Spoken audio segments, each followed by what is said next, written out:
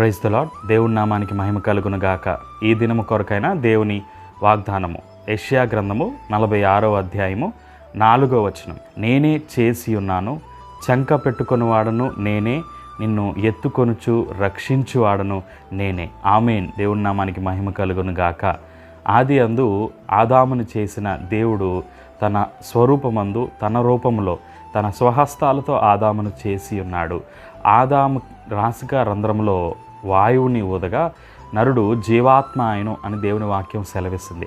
అలాగనే నిన్ను నన్నును మనందరినీ కూడా చేసి ఉన్నవాడు దేవాది దేవుడు.